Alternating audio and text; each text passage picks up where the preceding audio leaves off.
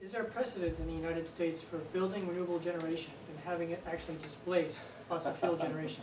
That's a good question, and this is actually one that I keep raising in that context as well. I mean, typically it's used to accommodate the additional growth that we anticipate. And so what we're trying to do in Maryland and actually a few places around the country, and particularly also in the European Union, is to sort of seriously curb the growth of energy consumption through energy efficiency improvements and then really shave off from the traditional sources and replace them with the alternatives. And there are some places that are quite successful in doing this, especially in Central and Northern European countries. And hey, by the way, the French, who have always been sort of held up as the model for nuclear power generation, as of last week, have an exit strategy developed. They're going to revamp entirely the nuclear sector, such is at least the expressed intention. And they're also, at the same time, very heavily moving into offshore wind. Interesting. So from sort of an industrial ecology perspective, you're thinking about wind, you would also want to think about the materials used for this. And you know, having seen some of these Vestas turbines in Copenhagen, I mean, it's unbelievable the amount of steel which would be required if you were to generate this kind of at a massive scale. I mean, has there been any analysis done at all in that regard? Well, there are some small sort of life cycle assessment type, you know, studies that I've seen, but not for like an entire wind farm, you know, with all the cabling and, you know, all that stuff that goes with it. But obviously, it's not inconsequential. It's also not inconsequential for any other kind of power generation, including solar. And so, you know, there is an area of research that you know, still would profit from people to be engaged in. Absolutely. So, you know, the cost components, you know, that component cost figures that I showed you earlier, are really focusing only on the cost of delivery, installation, and operation, and not manufacturing, disposal, and the like. So there is one sliver that's not in the equation. It's hard for, since it's not in there, since very little on this is done, it's hard for me to judge which way it'll influence the results. But like yeah, for you're example, right. I was involved in an LCA looking at helicopter turbines made with carbon fibers, which aeroplanes are moving to. And I'm puzzled why carbon fibers are not, you know, more being thought of. I mean, I saw these turbines, and they're like twice the size of a 747 wing. Yeah. No, yeah, I share that observation. So go and do it.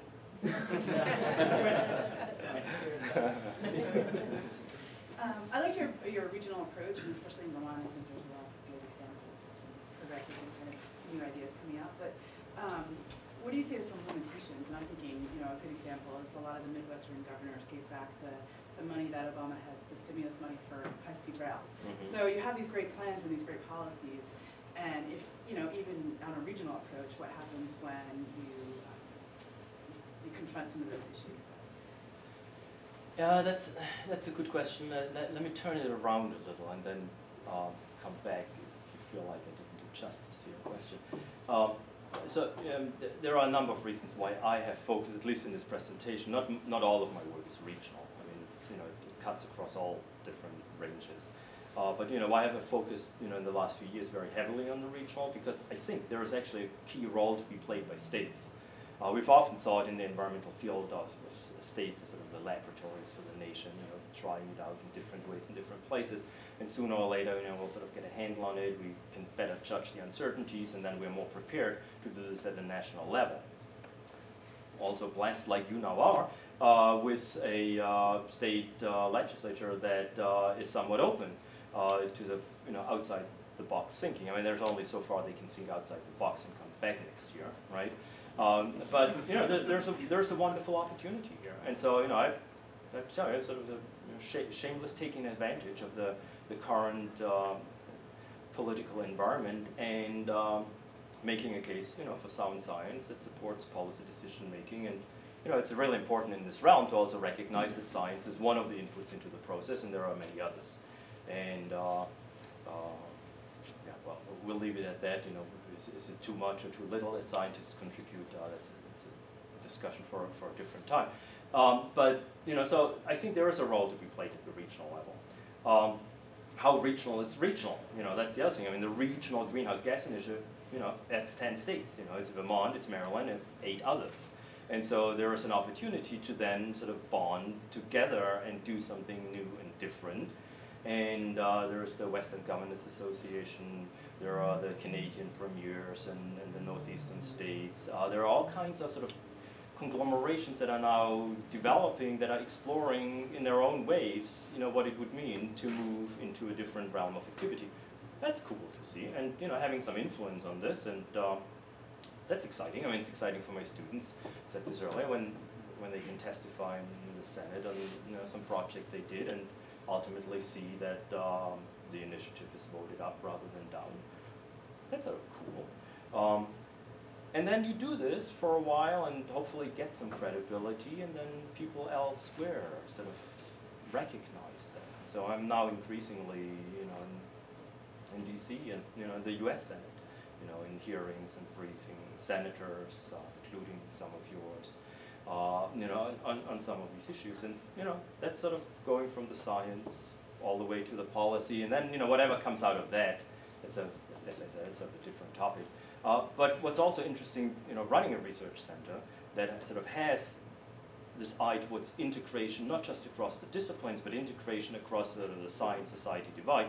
The interesting part too is then to take what you get out of these conversations, how people phrase the questions, how they look at the world, to help that shape the way in which, not you do your analysis, that would be dangerous, but the way in which you phrase the questions for basic research to then become part of the cycle again. That's sort of cool stuff. I didn't answer the question, did I? Bob. Well, along that line, what are some of the framing questions you would put in? Framing questions for what? Be a little bit more precise. For your work, or for work here? Mm-hmm. Let me give you an illustration and then come to that bigger question. So the regional greenhouse gas initiative, as I mentioned earlier, the big question was, should we join? What's the impact on the economy? And as long as it's a positive impact on the economy, we'll be for it, and otherwise we won't.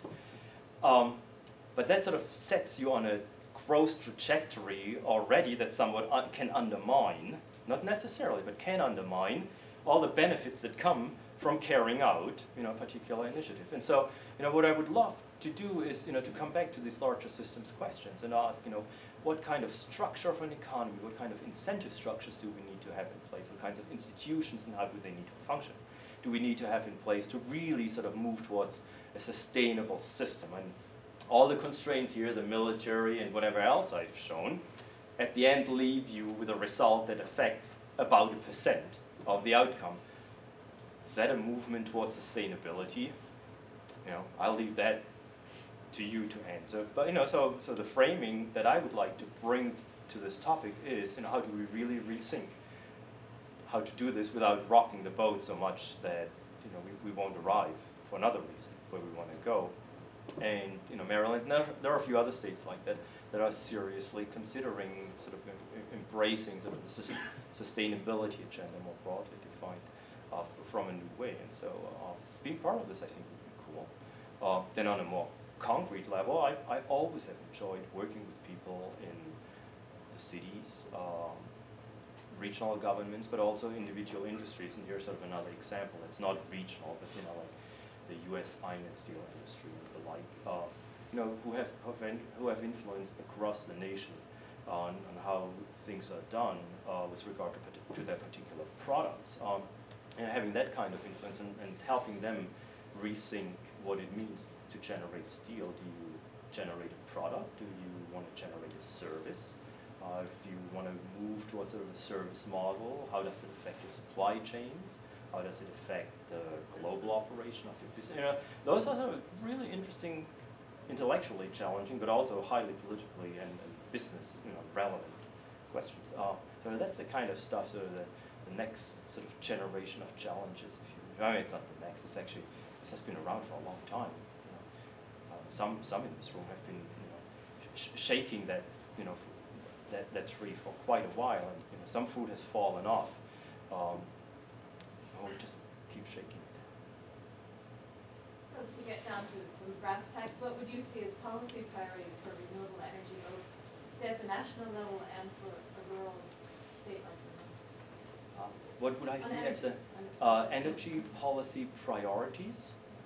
I think it would be an interesting thought experiment at a minimum to begin to not just think how we incentivize the expansion of renewables, but how we do this in a way that changes the, let me put it in a positive way, that changes the incentive structure under which the non-renewables operate. You can't just turn one part, try to work on one side of the equation without also working on the other. And we've too much kept one sort of at the status quo level and tried through an influence on the other side to make a difference, and then all we've done is really accommodate the extra growth by bringing them online.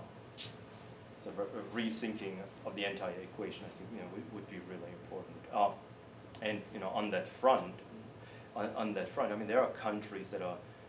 There is one country I can think of that's most of it is located sort of north of Toronto. I mean, it's not Canada, but that's the world leader in per capita solar energy generation. So they've come to some kind of social consensus that there is an opportunity. So a state like Vermont, with sort of equal climatic conditions, could take on the sustainable energy challenge in ways that really make a big difference. And helping this thing through from the engineering side, from the economic side, from the environmental side, from the policy side, from the income distribution and job side, from all these different facets, that would be a cool thing to do. And I wouldn't be too surprised if one could, excite some visionary state legislatures, in that process. I just wanted to follow up on that question. As you probably know, we get 2/3 of our energy from two sources. One is Hydro-Quebec and one is a nuclear power plant that's 650 megawatt that will probably close in 2012. But it's so difficult to think about developing renewable energy in the state when we have a 43,000 megawatt hydro power system that was decided last year is renewable. So I guess my question is, maybe in terms of advocacy, how would you have argued that case in the state when we were trying to decide, do we call this renewable or not? The do we call the Hydro-Quebec electricity a renewable energy source? I would have probably phrased the question a little differently. I would have said, and this goes a little back to something I said earlier too, it's like, when do you need most of your power? It's during some of the hot periods of the day or the months. Those are typically also periods of, especially the climate model shows, these will be periods that will happen more frequently, and they will also coincide with droughts. Do you want to set your energy portfolio, do you want to be dependent on something that we already know is in the long run not going to operate under the same conditions under which we currently label it as renewable or sustainable, and then sort of take sort of take the climate story into that discussion, because it can help rephrase some of it. Let me take a slightly different tack on that. I'm intrigued by your silver buckshot analogy, and in Vermont, one of the other alternatives is, do we go with another kind of centralized system or a very dispersed system? So if it's the silver buckshot, the idea of smart grids with methane generators and small hydro and solar and wind and whatever else across the landscape, all connected up in a smart way to deliver. There's layers and layers of problems associated with that. It truly is a complex systems analysis. I wonder if you thought about that at all and how you might attack that. Oh, yeah, well, I've thought about it. Do I have the answer? Well, I wish, but I can tell one project I'm one of the co-leads on is on the development of a climate adaptation plan for an entire region in northern Germany, and That's about the size of, well, twice the size roughly of Vermont. It's a harbor location, it's, you know, a highly prosperous region, on and on. They are grappling exactly with these issues and how to, you know, develop for the region a smart grid. And it is a key challenge, especially if you want to, you know, bring on more renewables that are much more intermittent. Although, by the way, offshore wind is less intermittent than onshore, you know, for various reasons. And so, you know, the fine-tuning, I mean, this is sort of an issue that a lot of sort of forward-thinking places are just now venturing into. So this, you know, put it in a positive way, this is a great time to try it out in a managed, controlled environment. Do you have a smart grid kind of infrastructure planned or thinking it through for the campus? Wouldn't that be cool to show that we can do this here, and then say, hey, look, state, you know, this is how, you know, we can roll this out, and then along the way give the engineers on campus and others a role to play in, you know, on that larger field. So I think this goes back, you know, to something else, you know, we've talked about earlier too. You know, so show at home what you can do, and then, you know, scale it up from there. And, you know, that's sort of the key mantra. And not just scale it up, but you actually have to scale it up quickly. I mean, we can't sit around in Vermont or elsewhere and sort of, you know, think it all through and then launch into this once it's all thought out. By then, from an economic perspective, we might have missed some really nice, you know, opportunity for entrepreneurship and innovation for the state or for the university itself. So there's an early mover advantage. And yeah, you make some mistakes along the way, but you'll also learn a lot. Josh, you had your hand up. You actually answered quite a few of my questions. And one of the things that I was going to ask is, you know, you said universities should be driven by intellectual curiosity and scientific integrity. And I was wondering if you actually think we have the luxury to be driven just by our curiosity. I mean, you're out there really working with the people who are implementing the policies. Mm-hmm. And I just, so in your answer to, when you said you didn't answer Val's question, you answered a lot of mine. So I was just curious, kind of, what do you think the balance is for an institute like the Gun? You know, to what extent do we pursue our intellectual curiosity? To what extent do we really try to focus on these pressing problems? And do we have an obligation to do that, or the luxury to pursue what we're curious about? I have to admit, I don't really like the way you phrase this, because you set it up like it's either different. or. Right. And I can tell by how excited you are. Yeah, and for me it's not an either or, right? And as a matter of fact, since you use the word luxury, I think we have, you know, as academics, I mean, we're like in the most wonderful, fortunate situation where the rest of the population basically pays my bills to do what I want to do. I mean, don't I have some responsibility to pay some of this back in making sure we do some things right? And obviously I only have one voice, you know, and there are many others, some, you know, singing the same tune, and some, you know, I would call them off-key, but, you know, coming from a different direction. Fair enough, and that's a policy process, a political process. But, you know, doing the intellectual, sort of curiosity-driven research with a sort of a deep-rooted understanding that this is also in part should be our mission to make a difference out there. You know, when it comes to implementation, it shouldn't be sort of this either or. We don't see it as an either or on the education front, right? I mean, what we do, we see as intellectually enriching and stimulating the minds of the next generation, right? There, it's all as a given, right? And I guess another part of that, though, is to what extent is it us, we are scientists, we do the science, we turn it over to policymakers, allow them to act on it. And I love the way Bob phrased it the other day is, you know, to what extent is the problem there's not enough good science? Mm-hmm. Or to what extent we really need to strategically interpret our science in a way that influences the policymakers? And is that an appropriate thing for an institute like the Gun to do? Or is our role to provide the science and allow policymakers to act on it? That's a really good question. I would say, and this sounds like a really diplomatic answer, but I'd like to say that as scientists, we typically aren't particularly well trained to communicate our science with non-scientists. So there is a lot of ground we still have to cover. Let's do it, okay? And I mean, we get hired to teach. No one ever teaches us how to teach. They expect you're good at it because you do good science. Sometimes it works, sometimes it doesn't, right? Let's be a little bit more structured about this, right? What kind of individual, not just science, what kind of individual do we want to come out of a university? Right? What kind of tool chest, not just one, but what kind of tool chest do we want them to bring with them as they enter the world? And among those tools are the ability to not just articulate their own thoughts, important, but to also listen. And I think that's also an area where scientists have a really hard time listening. You know, it's like we enter the debate knowing what's right, and we get upset if they don't follow our advice.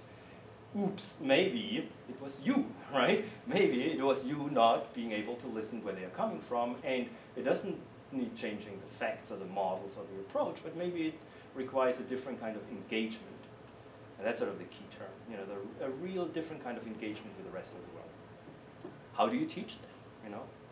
You don't teach this by someone in a suit and a tie standing at the blackboard with a chalk.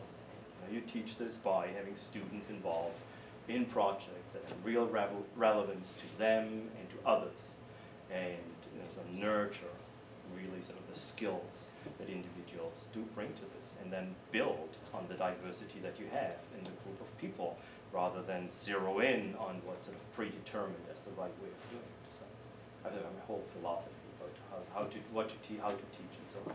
I can imagine and be happy to talk about it. But there was somewhere out of the corner of my eye, or was it you trying to?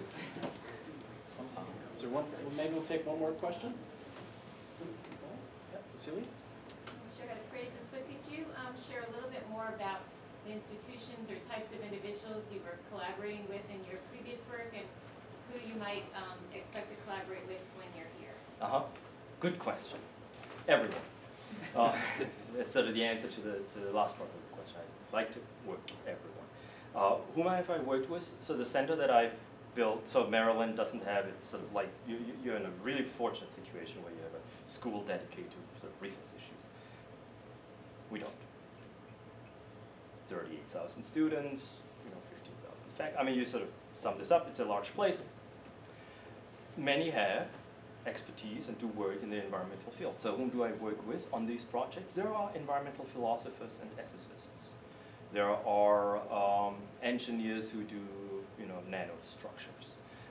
There are conservation biologists and ecologists. There are very traditional economists.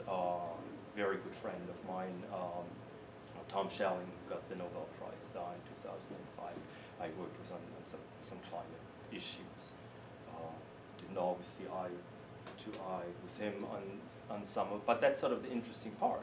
We all learn from each other. So it spans the entire spectrum, and so those roughly 65 faculty members who are part of the center, we often sort of think of them as a long bench of all-star players, and then based on the game you want to play, you bring them in the team. And much of my work actually then is, well, I do some research myself, but much of the work is getting the team to go, and to play the game very effectively, and they have, and they do, and just seeing that is really thrilling. And so when I look at this campus, why would I want to be here? You got exactly all of this in a place that's much more nimble than this behemoth within which I operate. It has its own advantages to be large, but it also has disadvantages. And so I think, the state you're in, the things it stands for and wants to stand for, the University of the Green Mountains. This can be a mountain of a green university, if you're serious about this. The spires and the matrix centers that you develop. There's new ways of thinking about how to arrange an organization like this that will take others years or decades to do. You can do this here, and then you can be really at the outpost. That would be sort of at the cutting edge. That's exciting. You should take full advantage of it. It's so nice to have a fresh perspective on what we do from the outside. So optimistic, thank you. Yeah. So thank you all for coming, and Matthias, thank you. Thank you.